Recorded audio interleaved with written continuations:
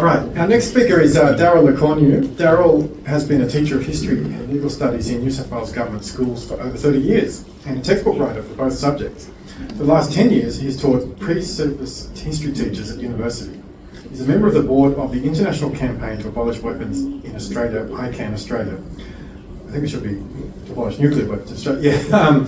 He has a passion for teaching about the United Nations, human rights, world order, nuclear disarmament, American history, and contemporary history. Over to you, Daryl.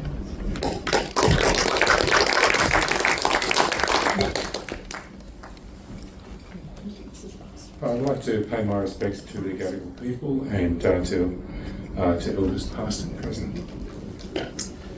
Okay, I'm just taking notice of time. I thought there was a clock somewhere down here. Oh, there it is. 7:23. Because I'm a teacher, and even though I've taught for very many years and done very many PowerPoints, I've never got the right number of slides. I always have too many. So I'll skip over some as we go. Right. So basically, this is all about signing the TPNW, the treaty, the ban treaty.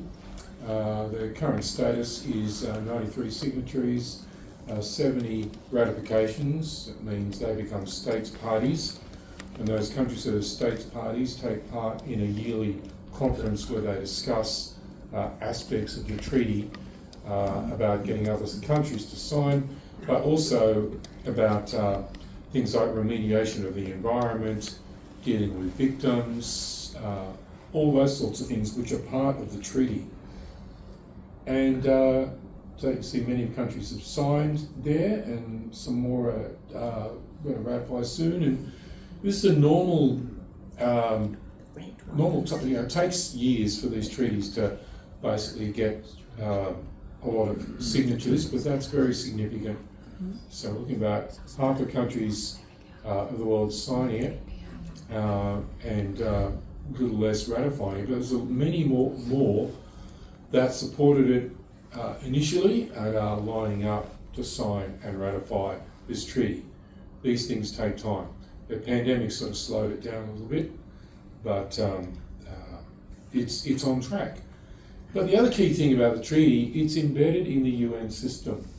And this was not necessarily going to be the case when they were trying to get the treaty, because you could do it another way, like the Rome Statute.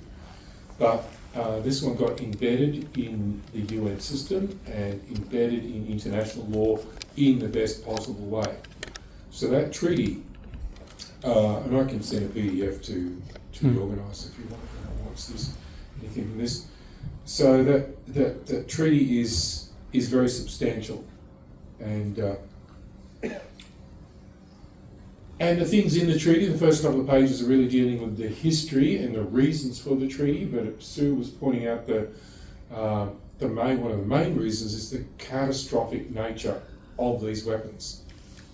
And this is one area, nuclear weapons, it's so fact-based. There's a lot of disinformation about nuclear weapons, and it mainly comes from the nuclear armed states and other people, and misinformation, but the facts, you can't argue with a nuclear weapons explosion. It's a fact, a cold hard fact, as well as the people and the destruction and everything that goes with it. These are real facts. So the catastrophic impact. And the other thing that came out of the 3 international conferences that basically led to the treaty was the fact that there's no humanitarian response, as Sue pointed out. There's no doctors and nurses or anyone. No one's going to be going into a nuclear weapon zone that's been devastated.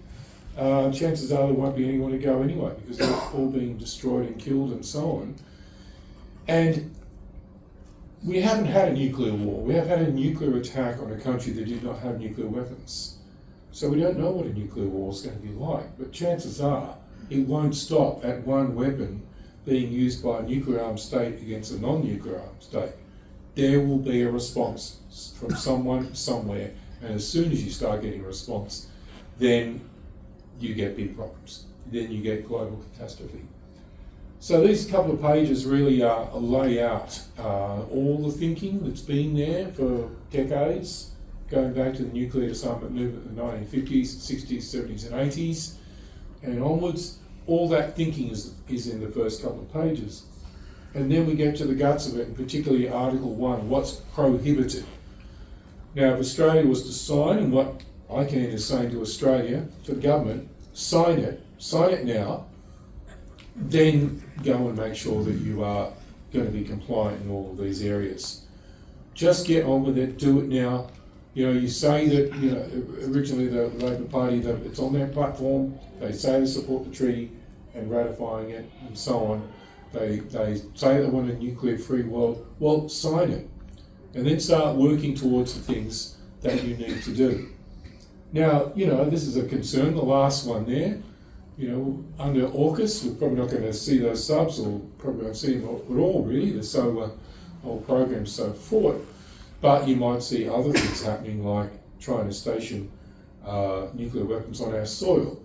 And the B-52 bombers that are rotating out of Darwin, as far as we know, they don't have nuclear weapons on, but maybe in the future they will.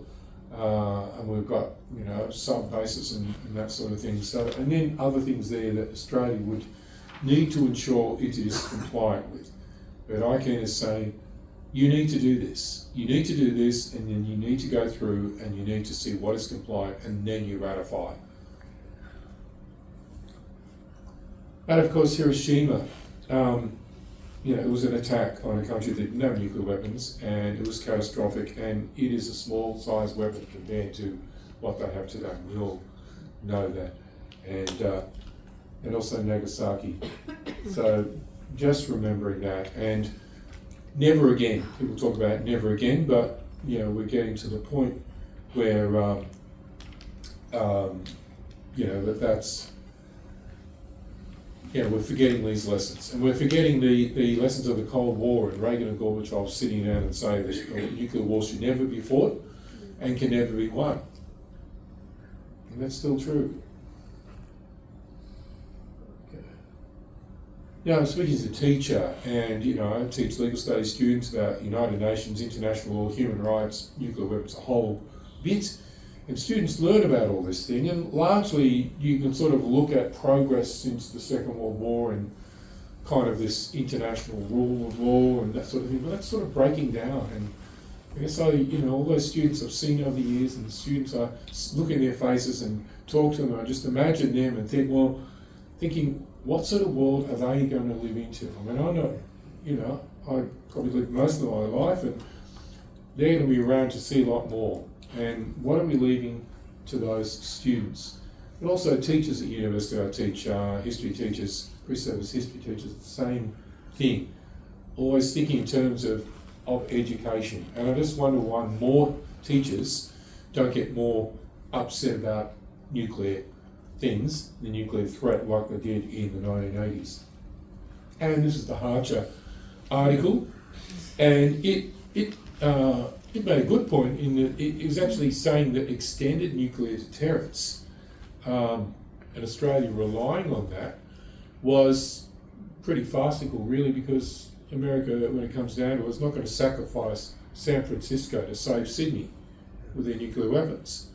That it's really a fiction that we can rely on that. And I thought, okay, that's making a very good point. But he then went on towards the end saying this unravelling world order where proliferation's not working, that sort of thing, that countries are considering getting their own nuclear weapons, like Japan and South Korea and so on, and sort of hinting that maybe Australia will be too.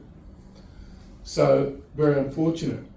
ASPI put out a statement a couple of hours ago on this date, but a very weak statement, saying that in this international situation where things are breaking down, Australia should do everything it can to kind of strengthen the non-proliferation regime and so on and so on, but not sign the treaty. Not to sign the treaty. That would be to make a statement. So why not? If they believe in non-proliferation, they should sign the treaty. And the treaty, you know, is built on the NPT. It's complementary. And back. Has anyone come across this, read her book, or whatever. I mean, you don't even need to read the book. She's been interviewed so many times, she's on YouTube, just go on YouTube, watch one of her interviews. This book is really, it's based on all the evidence that is out there about how the war machine works in the nuclear war, and her example is of a bolt out of the blue attack by one missile from North Korea to the east coast of the United States. Ended up, it's heading for the Pentagon, basically, their command and control. And that one missile, and they don't know when it's in the air, and finally they work out where the trajectory is, but they don't know whether it's even nuclear armed. They've got no way of knowing, and they don't know if it's an accident, did something go wrong, but nevertheless, it takes 24 minutes to get there, and before it does, the United States President is being briefed and he's asked, what do you want to do in response? And missiles and bombers are heading to North Korea to destroy everything they can to make sure that they can't send any more missiles. Unfortunately, and then 24 minutes for those to go back. Unfortunately, those missiles have to go over the North Pole and across Russian territory.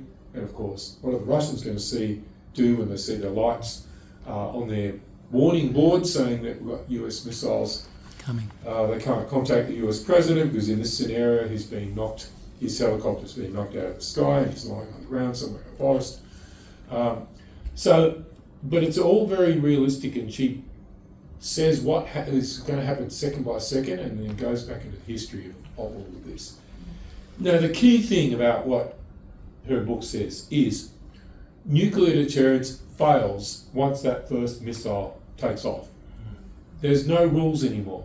It fails. It's broken. It just shatters. So, and the only rules that follow after that is military logic. And the military logic and protocols is launch on warning. We launch ours before we get hit. Secondly, use it or lose it. We have to launch ours before they get hit because they'll get destroyed on the ground. And even if the president's dead or whatever, and everything's command control centers are being hit, there's still ways of launching those remaining missiles through various remote control missiles and with low frequency and all that sort of stuff. So it's chilling. And I think there's going to be a movie made on that which would make it more accessible to everyone. But she's on YouTube, it's chilling what she has to say. But so is Daniel Ellsberg, a nuclear war planner in the 50s and 60s. In his book recently, he knows how it works, and basically it hasn't changed that much. The nuclear war plans, they're still there, they're still ready to go, they're just more sophisticated. And he talks about on the side, that what we're looking at is the threatened the destruction of all life, and that this is illegitimate, unacceptable, it's criminal, and it's evil, immoral, and the risk is implicit in the planning, posture, readiness, and threat. All of that. So, and the myth of nuclear deterrence, which Sue mentioned before, it's a myth that it works. Because, anyway, I'm not going to go through that, but it's a very dangerous myth.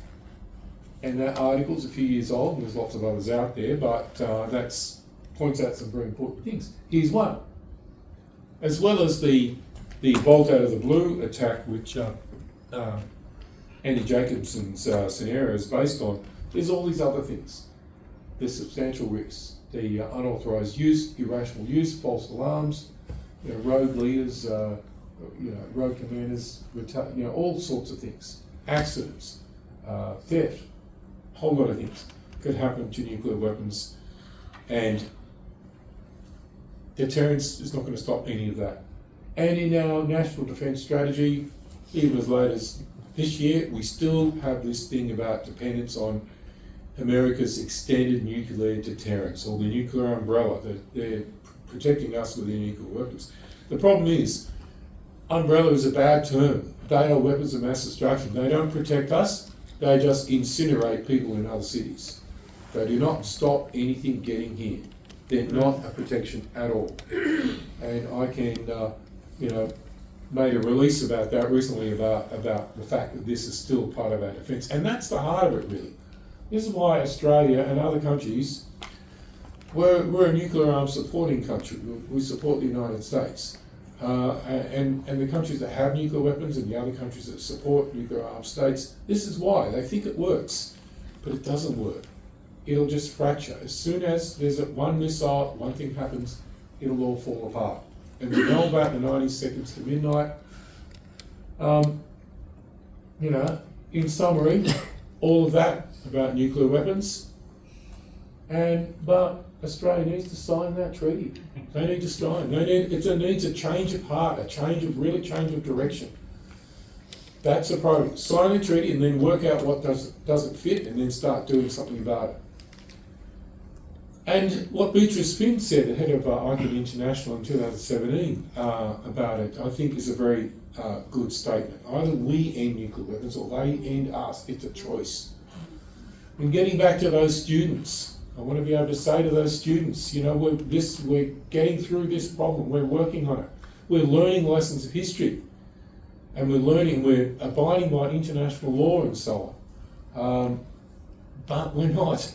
Things are really falling apart, and I'll worry about them and their future. And these are some of the people meeting earlier on today. One of the group of peace activists meeting in the other building there. And they're out there telling all their teachers in their schools about all of this. And I guess it's about the people we love. It's our family. They're my grandkids. And our family, everyone we know, our colleagues, everyone. This is for all of them. We have to be doing something. We have to be doing better than this. We have to be showing them the way. We need to sign that treaty.